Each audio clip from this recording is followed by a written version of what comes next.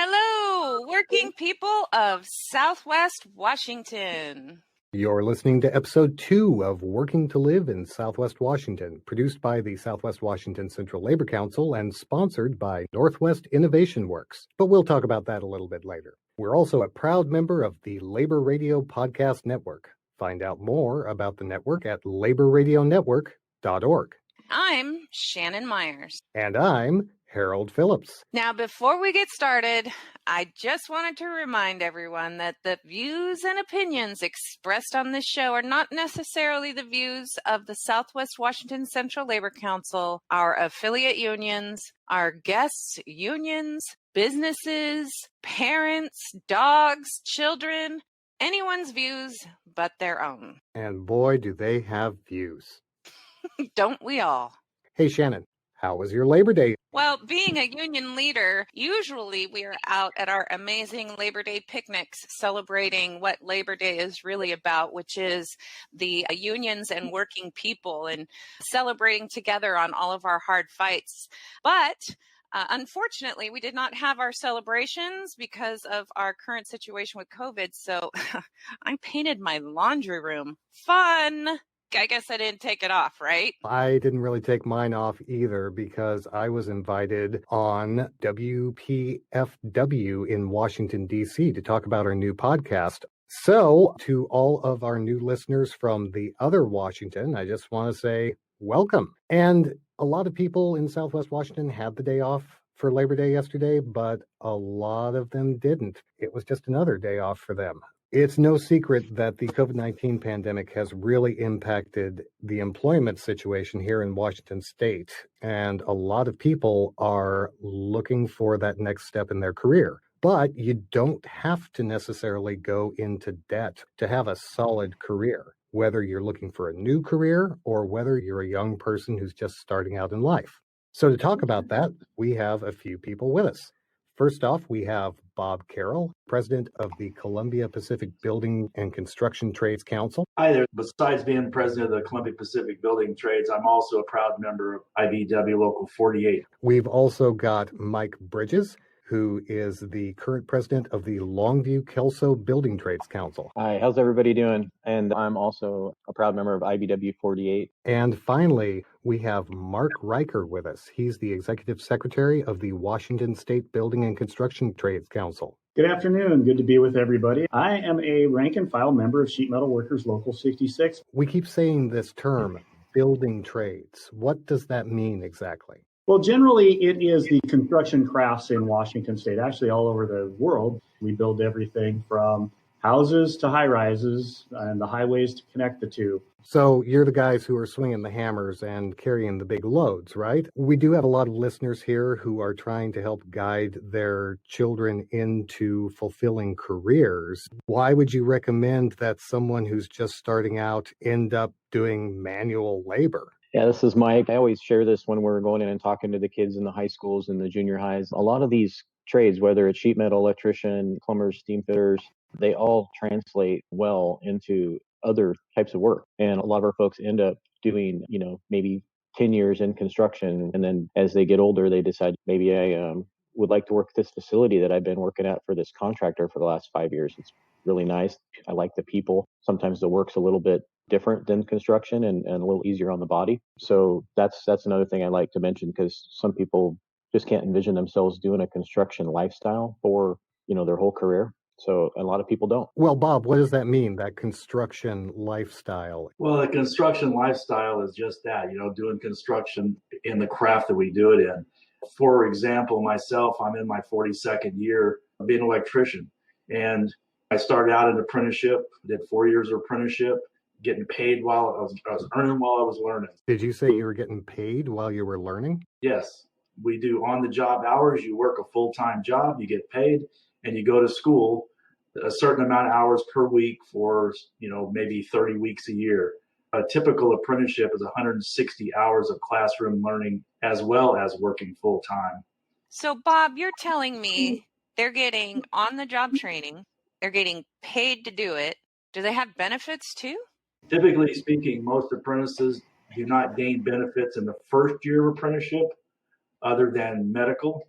But they get medical benefits. Number one rule is apprenticeship starts with a job. For folks that don't know what apprenticeship is, it's learning while you're earning.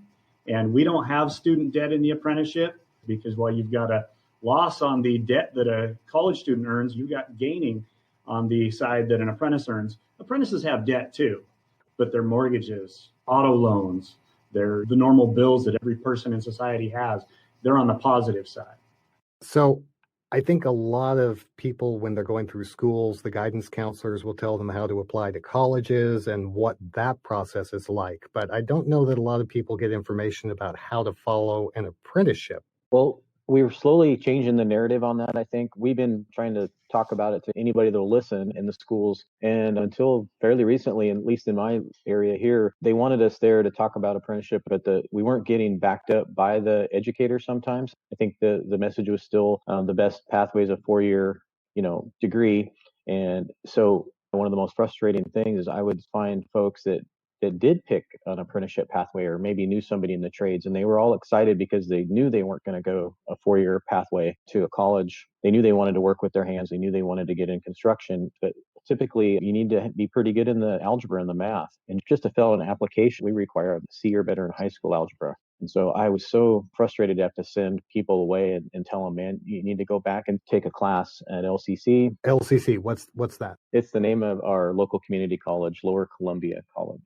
But, those were people that probably could have got started, 6 months, a year sooner, and we could have got them right into the program. So, Mike, I know that you've been working on a program up there to try to get youth involved, or at least get the knowledge that a trade is an option for them. Yeah, a couple years ago, we got approached by the Longview School District because we'd had a pretty good relationship with them, helping them work with their CTE program and coming and talking about apprenticeship. They wanted to take it to like a next level. The school district had an idea, but they didn't know what that curriculum looked like. So we were able to help them out with that. And that's kind of how the partnership started. And the beauty of that is these students as sophomores and freshmen and juniors can get exposure through their pre-apprenticeship program to lots of trades. Thanks for asking about that. It's one of 2 pre-apprenticeships in the K-12 system that I'm aware of in Washington State. My daughter went in as a freshman in high school, and within the first 2 weeks, my daughter was going to a art school in New York, $100 and whatever thousand for tuition, and she was going to be an art teacher. And I was floored. First of all, my kid wants to move away to New York. Second of all, college, over $100,000. Third, she's going to get a career that won't pay her enough to flip her education bill. Now my daughter, after talking to me and having some thoughts on what exactly that 6-figure education costs long term, she is now getting her applied medical science and going into the nursing field. So no school debt, coming out as a certified nurse's assistant, and having a long-term career as hopefully a pediatric nurse. And that's a great field to be going into right now because I know there's a high demand for nurses. And Bob, I think you were saying earlier that there's a high demand in a lot of the construction trades. Isn't that right? There's a high demand now for several reasons. Number one, there's many of us that are my age, a little bit older, a little bit younger, they're all retiring out, and that's leaving a huge gap in our trades. Also, there's just a tremendous amount of construction going on. The demand is huge. So between the huge demand and the retirements, there's a big gap to fill. We keep talking about qualified applicants and people who know algebra and that sort of thing. For students who are just starting out, they can absolutely direct themselves in that way. What about somebody who's mid-20s or 30s and maybe because of the pandemic, they've lost their job? Is there a way for them to make a transition into an apprenticeship program? There's absolutely a way to make a transition. We have apprentices that some of them start out brand new apprenticeship when they're 55 years old. Our average in our apprenticeship school right now, 26 years old. Now we are seeing a trend. We're seeing the trend younger, just getting out of high school because we are reaching out into the schools. And we also see some of their parents are applying right along with them. So we're seeing multi-generation apprentices in one family. which is rather interesting. Is there a general formula that people can follow if they want to investigate the idea of apprenticeship, whether it's with SMART, the sheet metal workers, or IBEW, the International Brotherhood of Electrical Workers, or the bricklayers, or some other building trade? Our state building trades website has a link to all building trades registered apprenticeships in Washington state. And our website is simple. It's wabuildingtrades.org. So wabuildingtrades.org. And if you go under the community section, it lists all the apprenticeship programs, and you can investigate which particular craft you may want to take a look at and read about the history of it, on what the craft does, and gives you the contact. It gives you each individual apprenticeship program's website, and you can figure out how to apply, contact them, ask them further questions right from there. We are coming to the end of our time here, but are there any final thoughts you want to share with the audience? Yeah, Bob. There's a great demand now for journey level workers. So those that are non-union out there have the opportunity to join one of our unions, and that way you can benefit by the better wages and benefits that we typically have.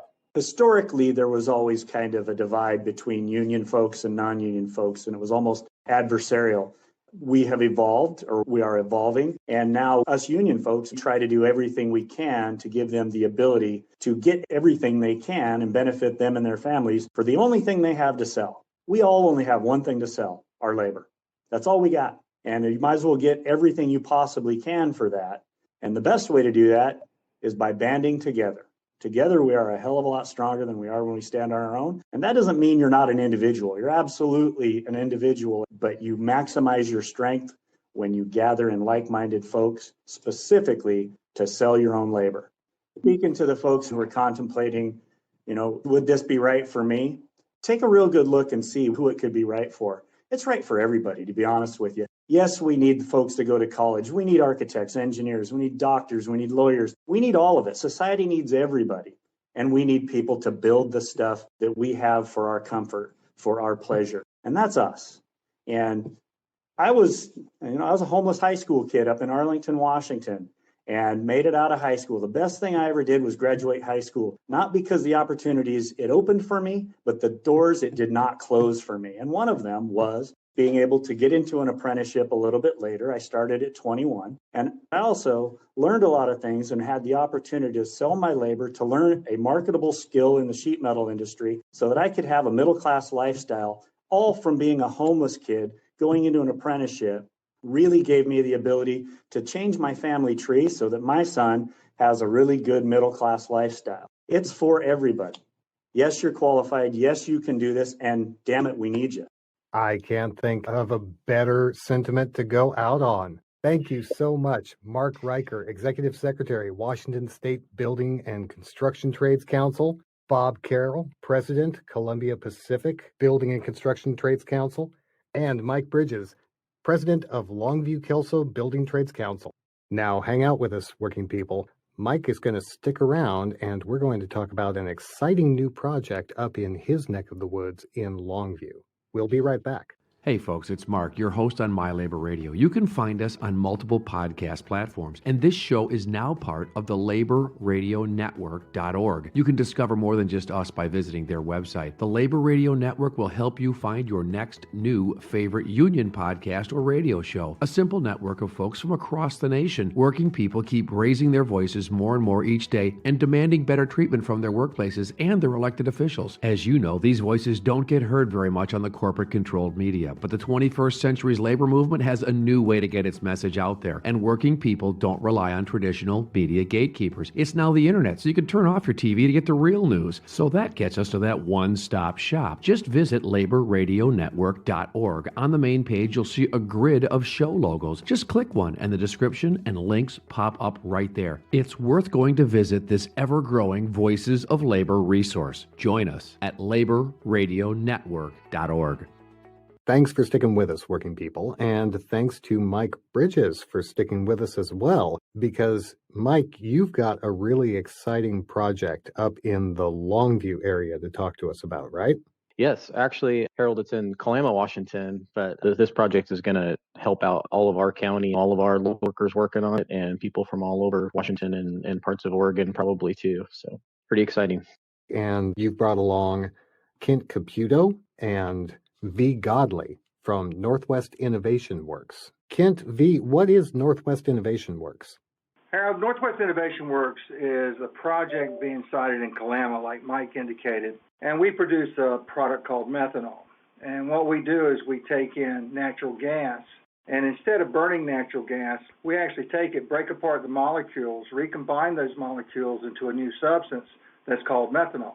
And then that methanol is shipped to a global market where it's used to produce goods, such as any of your synthetic goods, like your cell phone cases, tabletops, carpet, anything and everything made out of synthetic fibers. So basically, this is methane, right? You hear a lot about methane as being bad for the environment and a greenhouse gas. So is that something that people in our area need to worry about? Where you get greenhouse gases is when people burn methane or natural gas. What we're doing is not burning that. We're breaking down the molecules and we're making methanol that you can actually go on Amazon and buy it in various volumes today. Mike, you're president of the Longview-Kelso Building Trades Council. You're not a chemist. What's your connection to this?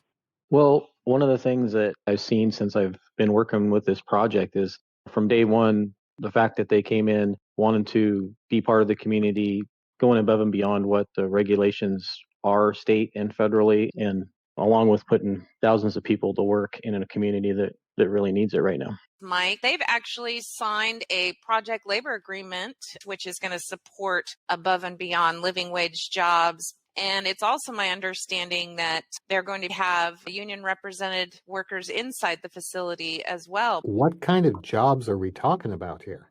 Well, during construction, basically you're building, for lack of a better term, a city. You've got the underground, you've got the infrastructure, you've got the structure, you've got all of your utilities, and you've got all of your life safety. So it touches across all boundaries of all of your different members' skill sets. And we're looking at peak construction to have in excess of 1,000 people working daily. And that's the construction of the plant. What kind of employment would the plant itself provide to the surrounding area? The plant itself will, once it starts operating, will have about 200 direct jobs.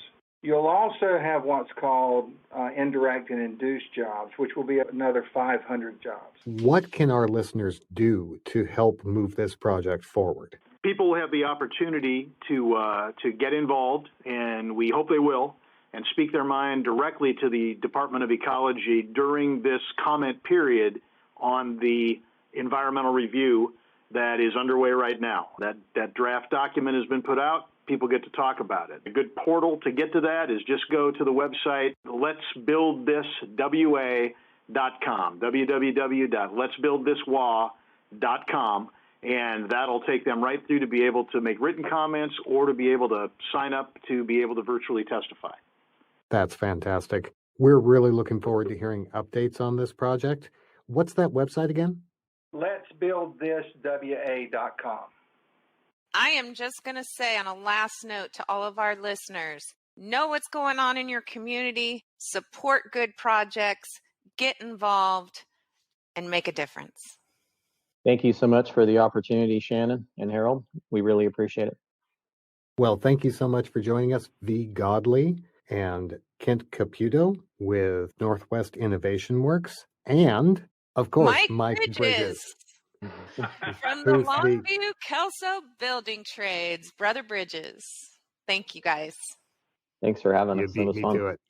Thanks for the opportunity.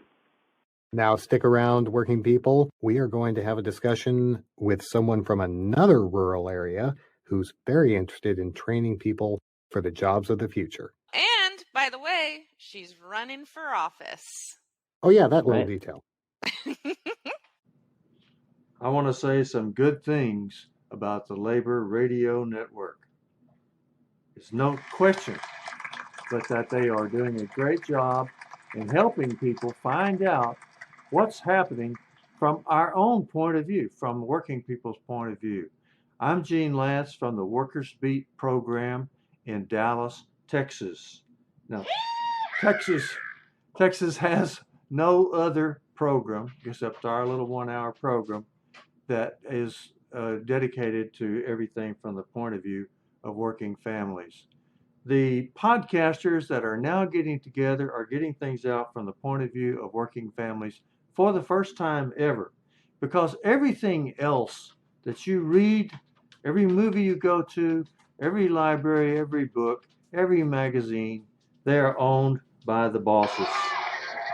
So we would really like you to stick with the labor podcasters. Thanks so much. Thanks for staying with us, working people in Southwest Washington. Joanna Turner is running for District 1 Commissioner in Klickitat County, and she is here to talk about another building trades project like the ones we were just talking about out in her region. Thanks for joining us, Joanna. Thanks, Harold. I'm excited to be here and talk about job opportunities for people in Klickitat County, because living wages are something that is so important to me. And I think a lot of people in rural areas don't have access to a lot of living wage jobs. So this is just fantastic. You mentioned that people in rural areas don't have access to living wage jobs. Would you say that Klickitat County is a largely rural county? I'm fairly new to Southwest Washington myself, so I don't know a lot about your county. Could you tell us a little bit about it?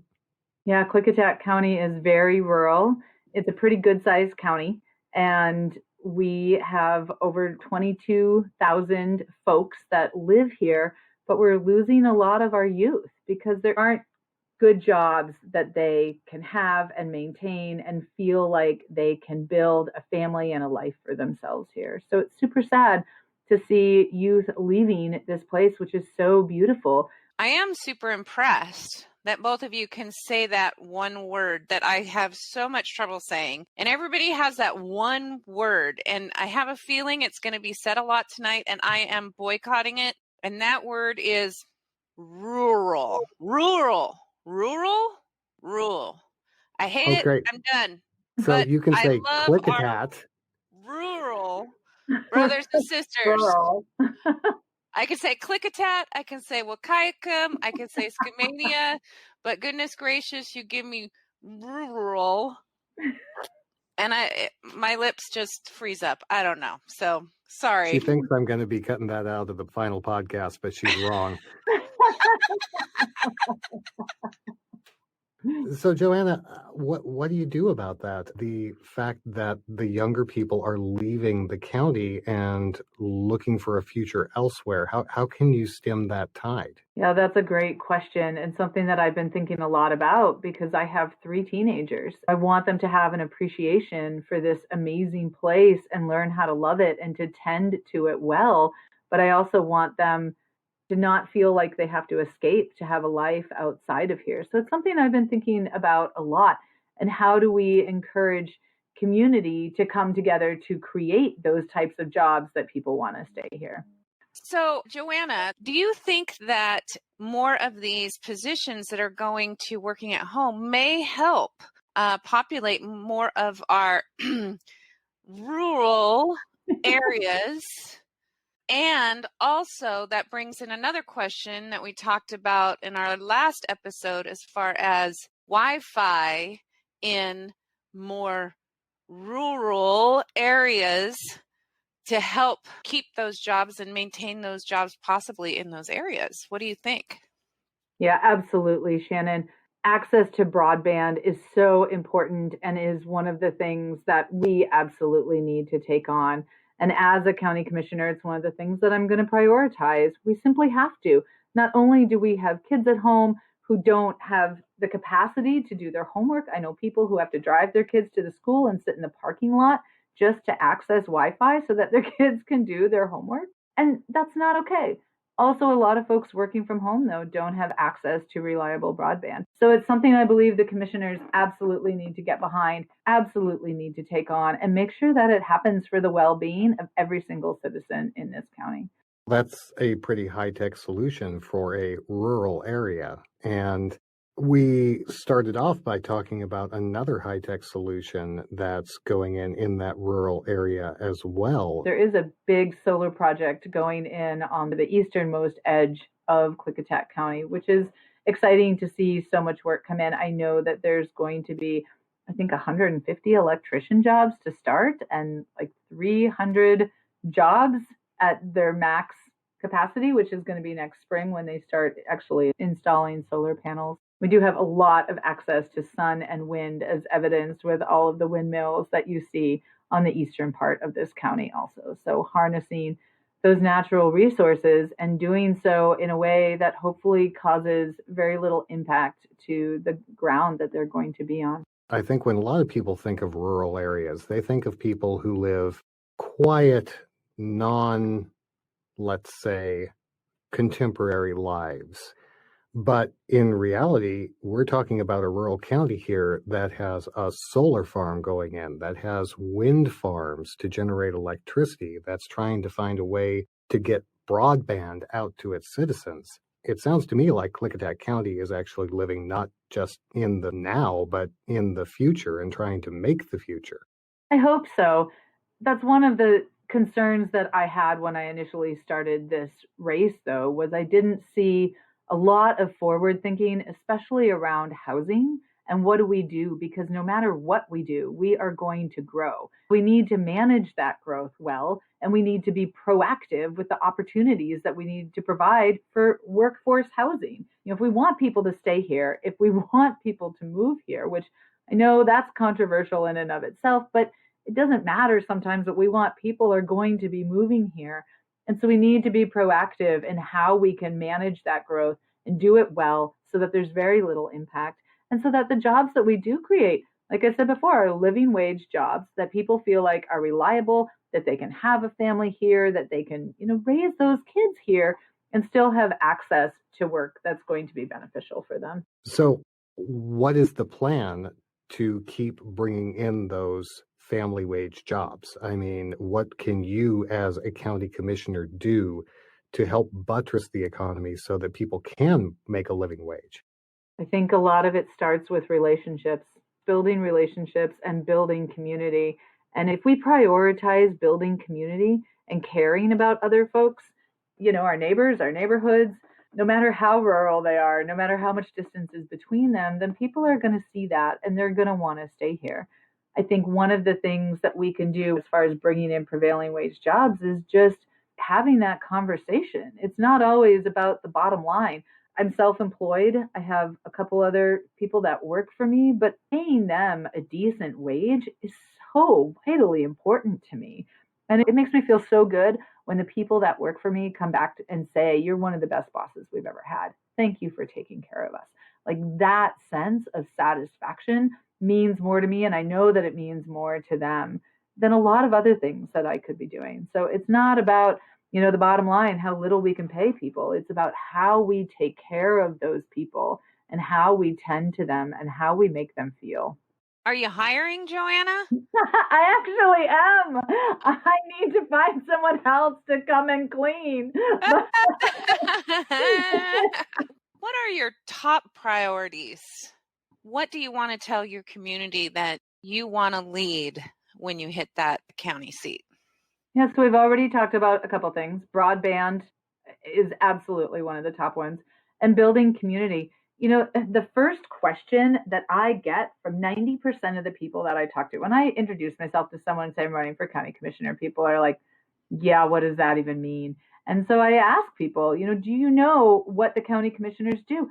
And 9 times out of 10, they don't know.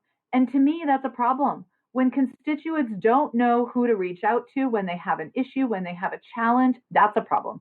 So not only educating people about who to talk to, but making those meetings more accessible to folks is vitally important so that people have more of a vested interest in how things work. The other thing that I'm really, really passionate and concerned about is access to mental health for folks in the community. And everybody needs to have access to quality mental health, especially our youth. Like I said before, they're leaving the county, but part of it is because I don't feel like they feel supported well in this environment. So how do they get a hold of you for your campaign? How do they volunteer? How do they give money? How do they tell their friends and family? You got Facebook, Twitter, Instagram. Fill us in. So my website is friendsofjoanna.com. Super easy, friendsofjoanna.com. You can sign up there to volunteer. You can sign up for my newsletter. I don't inundate your junk box, and it doesn't go to anybody else but me. You can email me from there and find out some volunteer opportunities. So we've got everything from some sign waving opportunities to phone calling. We've got a lot of phone banking that's going to be starting soon, to donations. We've got some campaign specific political cartoons that are being made. So you have the opportunity to support a local artist also, because the arts is something that's really vitally important to our communities. Obviously, some of us have a vested interest in supporting the arts. Wow, you got Game of Thrones going on that phone there. Yes, that is my ringtone. I'm sorry. That might end up in the podcast too. That's just too cool. I do have to ask, how is your county handling the fires that are devastating Washington right now? I think our county is handling it pretty well. We have some amazing firefighters, and they are always just going full tilt. I could not do what they do and be out there carrying what they carry, dressed as they are, fighting fires in the heat. I have the utmost respect for our local firefighters, and our county has done a really good job in handling wildfires. Well, God knows we all owe our firefighters a great debt for the work that they do. What was that website again? friendsofjoanna.com. And just remember to vote. Encourage everybody to vote. Vote. Doesn't matter who you're voting for at the top of the ballot. It matters that you vote all the way down the ballot, all the way, every single seat. Local politics is the most important, and that's where we can make the most change. Thank you so much, Shannon. Thank you, Harold. You both are fantastic. And thank you, working people in Southwest Washington and around the world, for joining us for another episode of Working to Live in Southwest Washington, produced by the Southwest Washington Central Labor Council and sponsored by Northwest Innovation Works. And don't forget, our amazing Harold is a SAG-AFTRA member, so therefore this podcast was recorded under a SAG-AFTRA collective bargaining agreement. Union strong, Harold, union strong. And seriously, everybody, it's crazy out there. Stay home and stay safe. And take care of each other. We'll look forward to seeing you next week.